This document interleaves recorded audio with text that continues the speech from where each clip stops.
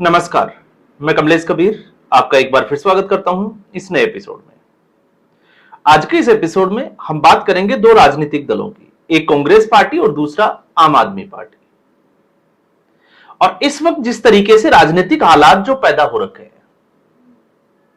ऐसा नहीं है कि पहली बार हुआ है। ये 2019 के बाद से, जब से नरेंद्र मोदी दूसरी बार प्रधानमंत्री बने थे, उसके बाद से लगातार जो है वो अपनी कहानी को दोहरा रहे हैं। अब ऐसी स्थिति में, क्योंकि अभी आप संसद की देखिए स्थिति क्या बनी हुई है, और इस सत्र की नहीं, हर सत्र की जो है वो एक ही स्थिति बनी होती है। विपक्ष की जो इमेज है वो इस वक्त, आप किसी भी व्यक्ति को जब सुबह उठता है और उसको पूछकर देखिए कि आज संसद में क्या होने वाला है, तो वो आपको बता देगा कि क्या होगा। तो क्या होगा? विपक्ष हंगामा करेगा और लोकसभा और राज्यसभा की कार्रवाई स्थगित हो जाएगी। और ये पिछले 5 साल से देश की जनता देख रही है। तो अब सवाल ये उठता है कि इससे विपक्ष की जो अवधारणा है लोगों के मन में, वो किस तरीके की हो गई है।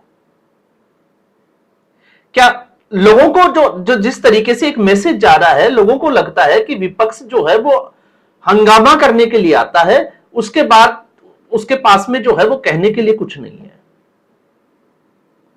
अब ऐसी स्थिति में, क्योंकि इस वक्त संसद का सत्र आप देखिए, पहले जो है वो छात्रों के आंदोलन को लेकर था, नीट के पेपर को छात्रों की सुनी गई, आप कहें कि कॉकरोचों की सुनी गई, आंदोलन वापस हो गया। 20 जुलाई की जो घटना है वो पूरे देश ने देख ली। उसके बाद में सरकार ने जो है वो एक तरीके से नीट में या किसी भी पेपर लीक के जो है वो एंटी पेपर लीक बिल लेकर आई कि उसमें सुधार कैसे हो सकता है। तो मामला जो है वो वहां खत्म हो जाना चाहिए था और बात आगे बढ़ जानी चाहिए थी। लेकिन बात आगे नहीं बढ़ रही, बात आगे जो है वो आके अटक जाती है अमित शाह के ऊपर। अब इसमें जो मुझे लग रहा है वो ऐसा लगता है जैसे अमित शाह जो है वो इनकी फिरकी ले रहे हैं। और फिरकी कैसे ले रहे हैं? क्योंकि इस वक्त अमित शाह जो है वो डेली संसद में आते हैं और उनका जो मंत्रालय का या उनका जो अपना जो ऑफिस है वो वहां पर वो बैठते हैं और शाम को वहां से चले जाते हैं, लेकिन वो संसद में नहीं जाते। अब बड़ा आपको भी देखो अजीब लग रहा होगा कि अमित शाह आते हैं तो संसद क्यों नहीं जाते।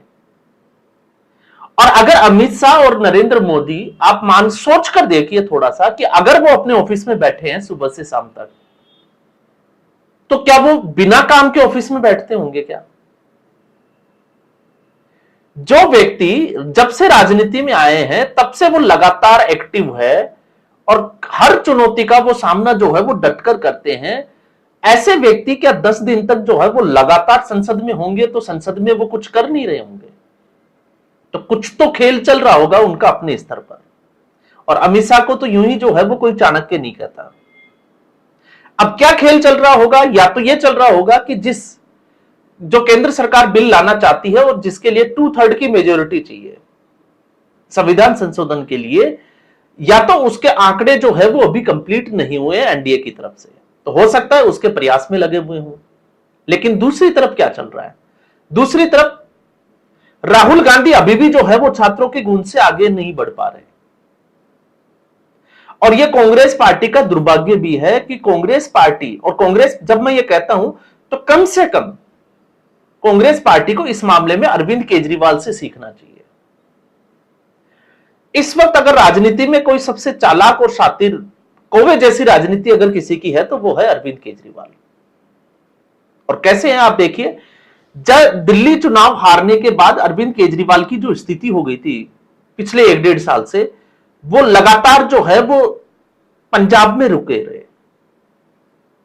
अरविंद केजरीवाल सुर्खियों में बंद हो गए। और एक ऐसा व्यक्ति जिसको कैमरा पसंद हो सुबह से शाम तक, जिसका ड्रामा और नौटंकी करने की आदत हो, वो व्यक्ति कैमरे से दूर रह सकता है क्या? लेकिन वो स्थिति अरविंद केजरीवाल की बन चुकी थी। उसके बाद में जिस तरीके से नीट का पेपर लीक हुआ,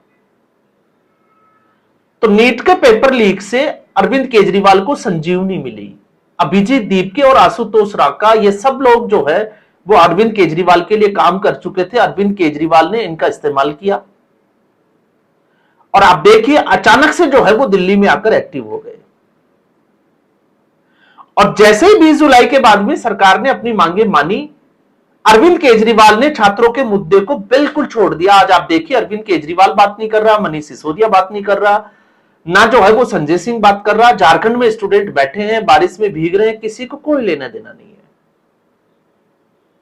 क्योंकि अरविंद केजरीवाल को पता है कि झारखंड के आंदोलन से आम आदमी पार्टी को कोई फायदा नहीं है। तो आम आदमी पार्टी अब नए आंदोलन की तैयारी में है, और वो आंदोलन है E20 एथेनॉल वाला। और एथेनॉल वाला क्यों है? क्योंकि अरविंद केजरीवाल को अगला चुनाव जो है वो पंजाब में लड़ना है, पार्टी बचाना है, तो सत्ता में वापस आना पड़ेगा। और पंजाब में जो नीट का मामला है वो काम नहीं करेगा, ये अरविंद केजरीवाल अच्छे से जानता है। लेकिन अरविंद केजरीवाल को जो दिल्ली में करना था वो अरविंद केजरीवाल ने कर दिया। अब अरविंद केजरीवाल एथेनॉल पे आ गया, क्योंकि पंजाब में एक तरीके से आप कह सकते हैं कि किसानों का दबदबा जो है वो सबसे ज्यादा है, क्योंकि यहां पर वाटर रिसोर्सेज अवेलेबल है, बड़े बड़े जो है वो लोगों के पास फार्म हाउस है।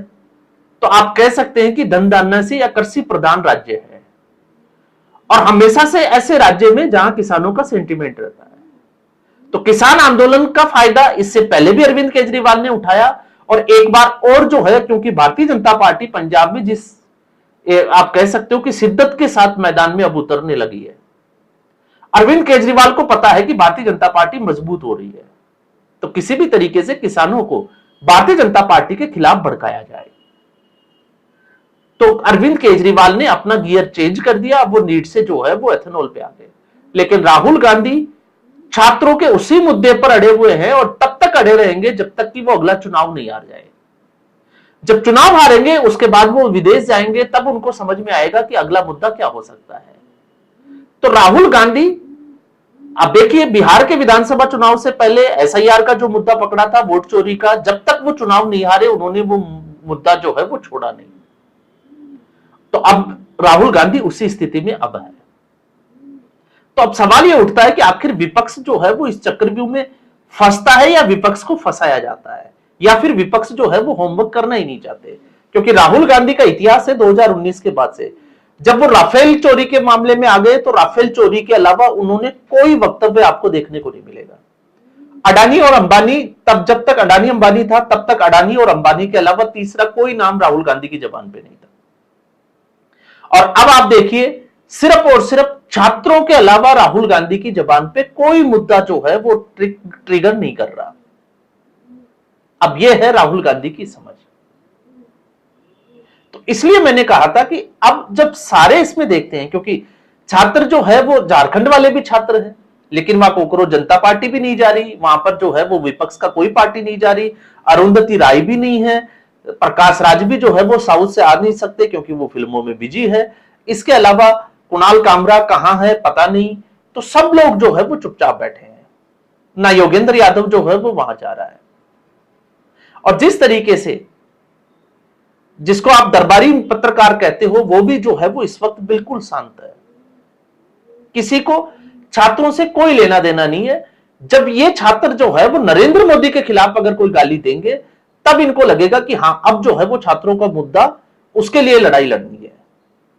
तो विपक्ष की जो स्थिति है, देश देख रहा है विपक्ष की इमेज जो है वो किस तरीके की हो गई, और विपक्ष इस तरीके से जो है वो मुद्दों पर अड़ जाता है और अपनी गाड़ी को आगे नहीं बढ़ाता। और भारतीय जनता पार्टी इसी के बीच में जो है वो बिना बहस के अपने मुद्दों को पास करा के, अपने बिल जो है वो पास करा के ले जाती है, और विपक्ष मुंह ताकता रहता है। फिर बाद में विपक्ष को एहसास होता है कि शायद अगर वो इस बहस में भाग लेते, भागीदार बनते, तो देश उनकी आवाज को सुनता। तो विपक्ष का रोड मैप क्या है? नरेंद्र मोदी को गाली देता है, लेकिन विपक्ष के पास रोड मैप क्या है इस देश के लिए, अपनी पार्टी के लिए? उसके लिए जो प्लेटफॉर्म होता है, विपक्ष उसको भूल जाता है, सिर्फ हंगामा करने के लिए जो है उसमें आता है। तो ऐसी स्थिति में विपक्ष को सुनेगा कौन? राहुल गांधी के पास इस वक्त हिमाचल है, कर्नाटक है, तेलंगाना है। एक तरीके से वो अपना रोड मैप या आगे के लिए जो है एक रोल मॉडल की तरह अपनी योजनाओं को वो जनता के सामने दूसरे राज्यों में रख सकते हैं। लेकिन राहुल गांधी और कांग्रेस पार्टी के पास ऐसा कुछ है ही नहीं। तो आप समझ सकते हैं स्थिति क्या है। तो इस एपिसोड में बस इतना ही। उम्मीद करूंगा वीडियो एपिसोड आपको पसंद आया होगा। वीडियो को लाइक करें, शेयर करें, चैनल जरूर सब्सक्राइब करें। धन्यवाद।